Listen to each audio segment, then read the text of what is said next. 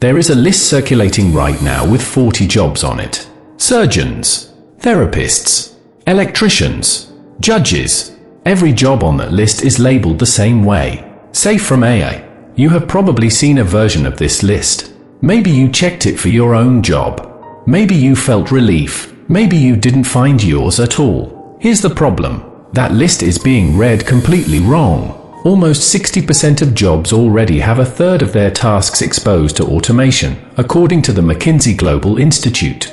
That number includes the safe ones. Surgeons use AI to plan incisions before they ever pick up a scalpel. Therapists use AI-assisted intake notes and session summaries. Electricians use AI diagnostics to find a fault before they open a single panel. The tasks are already being touched. So if the tasks are already touched, why do we still call the whole job safe? That question is the one worth answering. Because the answer isn't about what AI can do. It's about something almost nobody talks about when they talk about automation. Trust. Every job on that safe list shares one quality that has nothing to do with difficulty. Somebody has to be legally, morally, or socially accountable when things go wrong. A surgeon can be sued. A judge can be impeached.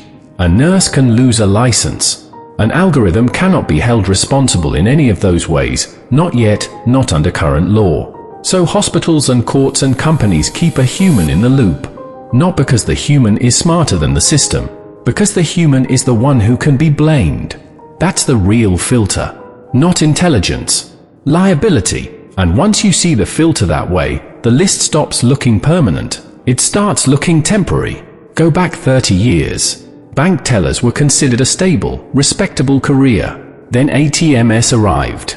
Then online banking. Handling cash didn't require the same trust as approving a loan, so it automated first, quietly, branch by branch. Travel agents were considered essential right up until search engines let you book a flight yourself, no license required, no liability attached to the wrong hotel choice.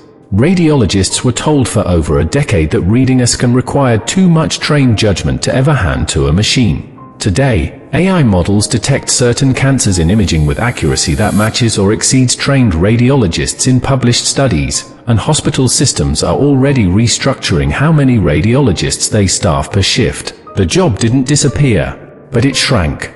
One review cycle at a time. That's the pattern worth remembering. The job rarely vanishes overnight.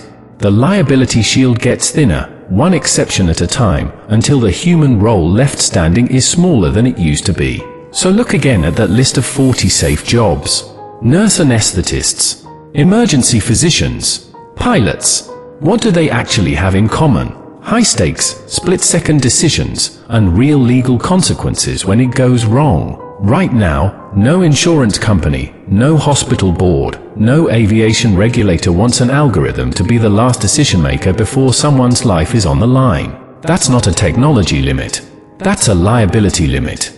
And liability limits move. Regulation catches up. Insurance catches up. Precedent gets set, case by case, until the line quietly shifts. Which means the real question was never, will AI take your job? It's a harder question than that. How much of the trust barrier protecting your job is actually load-bearing, and how much of it is temporary, waiting for the first company willing to take the legal risk?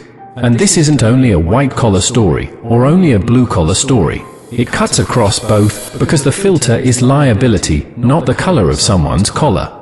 A commercial airline pilot and a licensed electrician have almost nothing in common on paper, yet they sit behind nearly identical walls, because both carry consequences a company would rather insure with a trained human than a system with no legal personhood. Meanwhile, a mid-level analyst and a freelance illustrator also have almost nothing in common on paper, and they're both standing behind the same thin wall, because neither one carries legal consequence if the output is wrong, only a manager's preference for who did it faster. Your own anxiety about this isn't irrational, by the way. A recent Pew Research Center survey found that 52% of workers worry about AI's impact on their workplace, and nearly a third believe it will mean fewer opportunities for them specifically, long-term. That's not fringe worry. That's a majority feeling. But worry without a framework just produces stress. Worry with a framework produces a plan. You might think creative work is safer than a factory job, because creativity feels unmeasurable. The numbers say something different. Copywriting, illustration, and voiceover work have all seen measurable rate compression on freelance platforms since generative tools went mainstream, according to Upwork's own hiring data. The work still exists. There's simply more competition for less pay because the barrier to producing something adequate collapsed. Adequate used to require years of training. Now it requires a prompt. The wall protecting that job was never legal liability. It was skill scarcity. And skill scarcity turns out to be the easiest wall to knock down because nobody has to change a single law to knock it down. They just need a cheaper tool. Now compare that to a plumber or an electrician. UK labour market data puts the automation probability for electricians at roughly 16%, one of the lowest of any profession measured.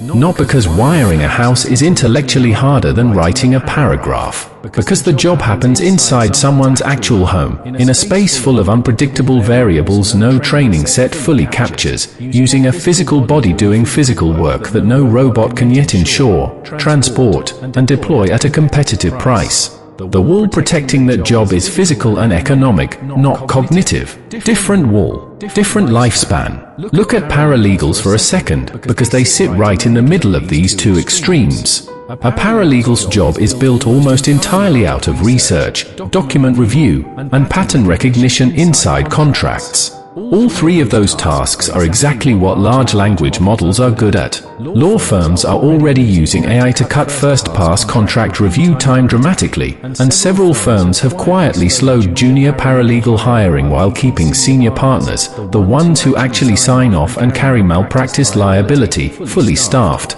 Notice what happened there.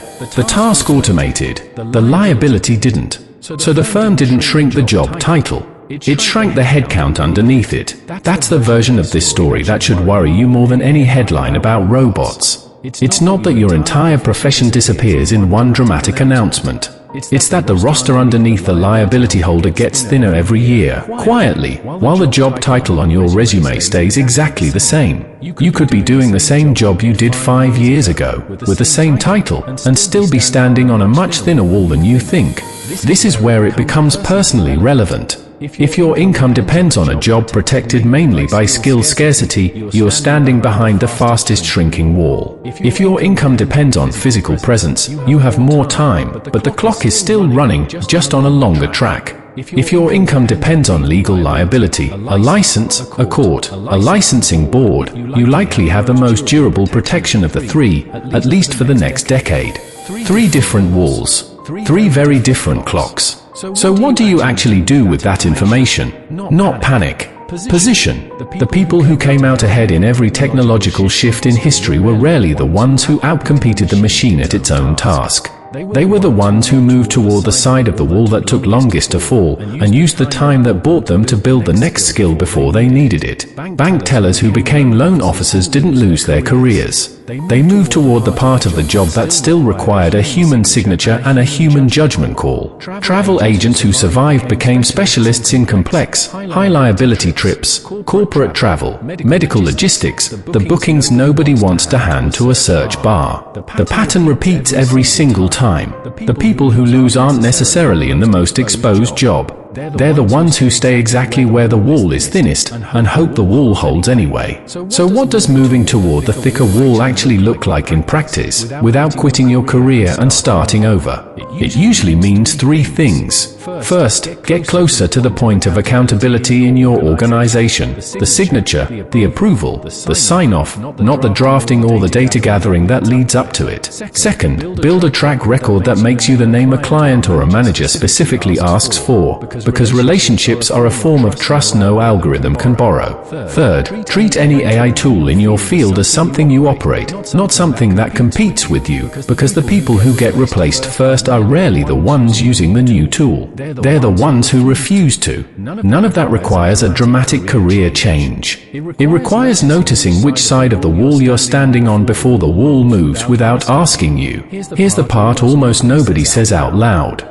This was never really a story about AI. It's a story about how any of us build financial security when the ground underneath a career keeps shifting under our feet.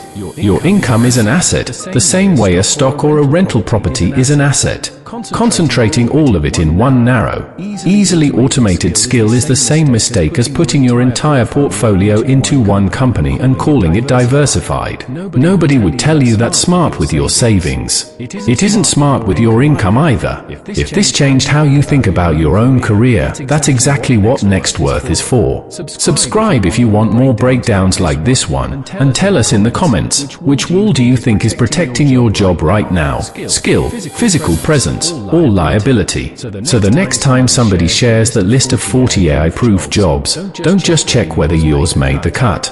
Ask a better question. What's actually protecting it? Is it a skill that's genuinely hard to replicate, or is it a wall built out of liability and regulation that could move the moment someone decides the legal risk is finally worth taking? Because that 40 job list was never a finish line. It's a snapshot of where the walls happen to stand today. And walls, in every industry, in every decade, have a way of moving. That list everyone keeps sharing was never really about which jobs AI can't touch. It's about how long the wall around your job is built to last, and whether you're actually using that time, or just standing behind it, waiting.